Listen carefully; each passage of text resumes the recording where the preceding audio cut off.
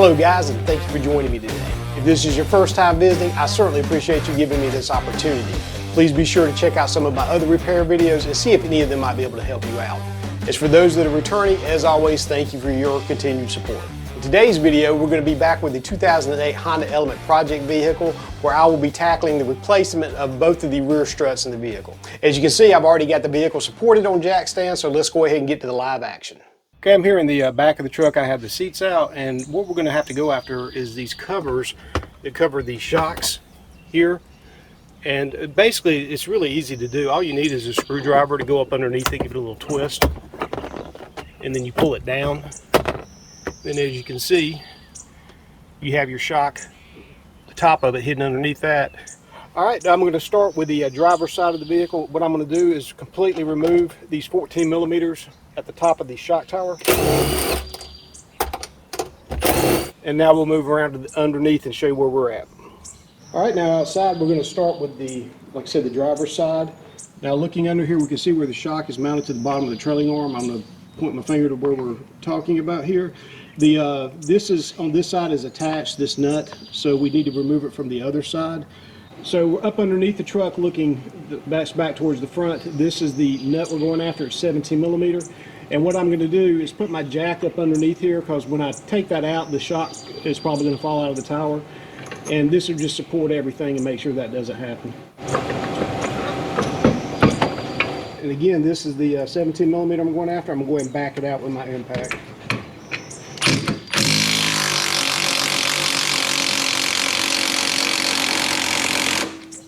When it gets to this point, it's no longer through the nut in the back. So what I'll have to do is put some pressure on the back of the bolt as I continue to back it out.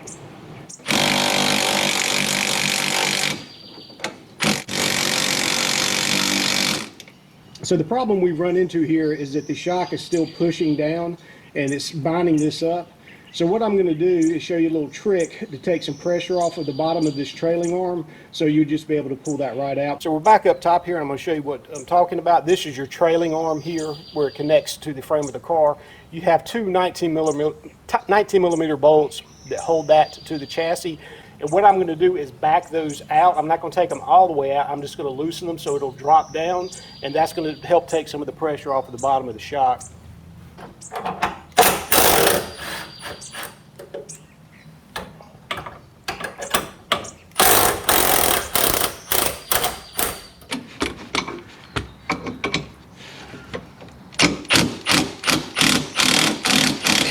And there we go.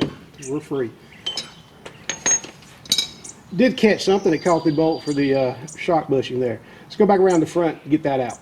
All right, and I've run into my first problem of this side. And not a big deal, I hope. But we had this box here. Well, I've never worked on an Element before, so I wasn't expecting this. So I got back up and saw that you're not going to clear the spring. The spring's not going to clear that box. I don't know what it is. I'm assuming it's got something to do with the EVAP system for the gas tank. I'll have to get back to you on that. Anyway, it's got a 10 millimeter here, and then another bracket, if I can get my hand back to it, here, that's also attached with a 10 millimeter. I'm going to take those out and see if I can just give myself enough clearance that I can sneak this shock past it. All right, I do have that box loose now, and I'm not exactly sure it's help on the other side, but I think I'm going to be able to squeeze that shock past it.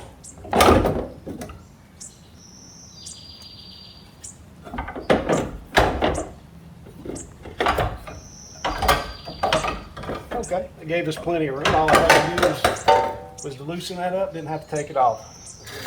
All right, here we go. We got it out. And again, it doesn't look, when a strut starts going bad, it'll get wet, which this one doesn't appear to be. But what the concern is here is this bushing at the bottom.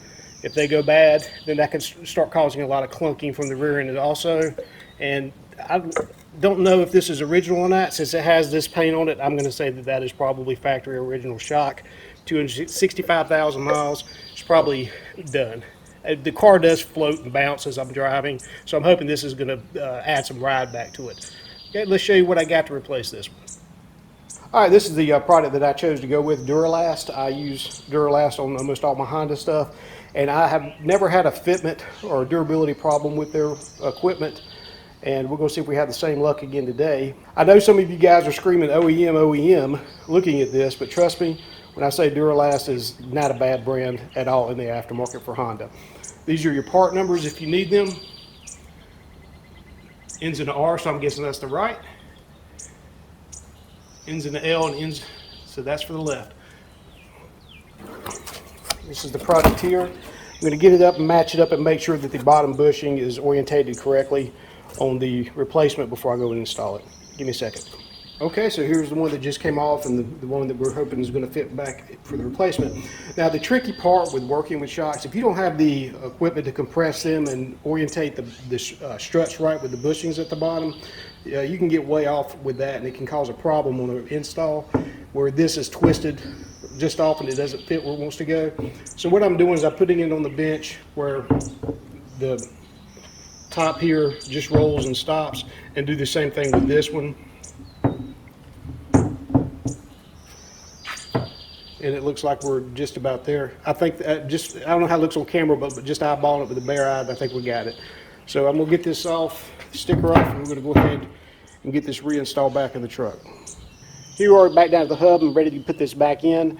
The way this is lined up in the truck is this the rear and the front. It doesn't matter which one, but my point is that they're basically parallel with the car. So when we put it back into the mounting area, we're going to try to get that close and then wiggle them and get them into place. Let me see if I can work around that box I loosened up, see what we got. See if I can find the hole. And there we go. Feels like that's home. And I'm going to pull it back so it's resting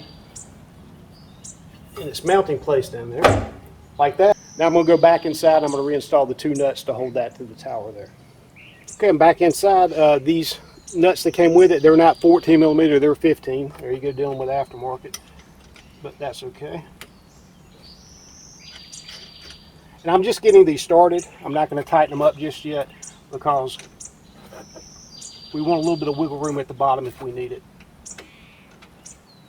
All right, we're back down underneath now. We'll see where the shock made it to, and as you can see, we got a little ways to go. This trailing arm needs to come down lower to match up, and then once you get it low enough, then you can come in with like a screwdriver like this and do some maneuvering to get it where it needs to be. I'm going to show you up top here how I'm going to try to get that trailing arm to lay a little lower. Okay, after further review, I might just have to take those bolts completely out. They should not move too far that I can't get it back in, so let's try that.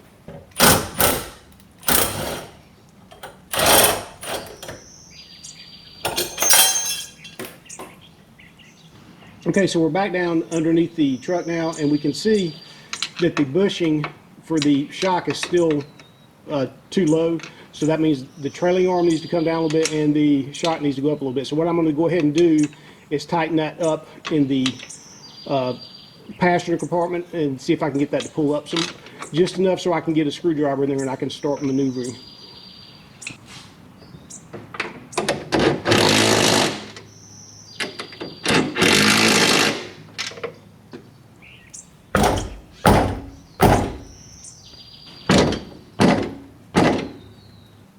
All right, with a little bit of massaging from the other side, I just kind of pried a little bit and moved the shock bushing back this way. And I've got it where I can get the screwdriver all the way through, and I think our bolt's going to go through also.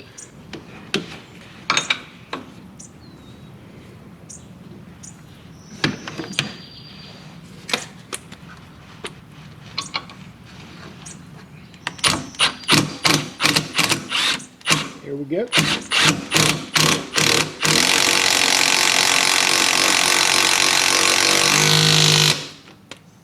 One shock installed. Let's go back up top. Okay, we're ready to get the trailing arm put back together. This little bracket that came off with it, here we go.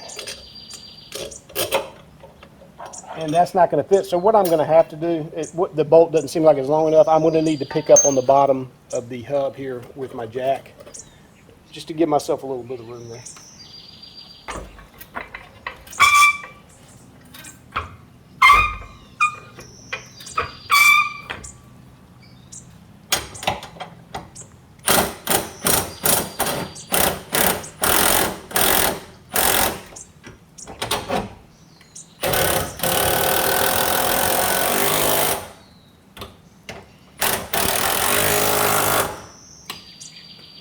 all that's left is to do is to get that box remounted with those 10 millimeters.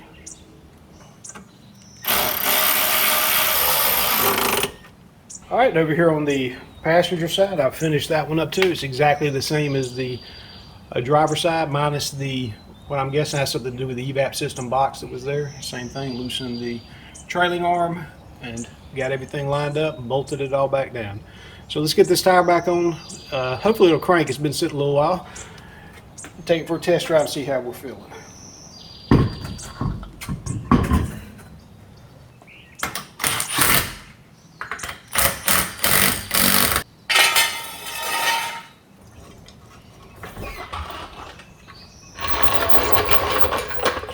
All right, and one last thing, you might want to give, once you have the truck back down on the ground, give your bolts here on the top of the shocks another ugga-dugga.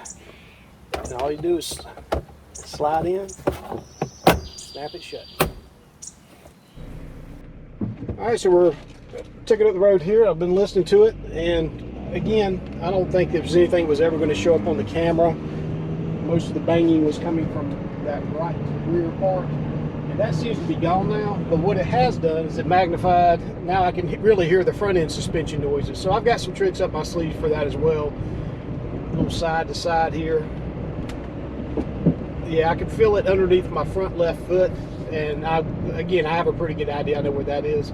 So we'll go ahead and put this thing up, move on from the back suspension to the front, start trying to diagnose the clanking that's coming from there. Again, not near as prevalent as it was from the rear, so I'm a lot happier with where we're at.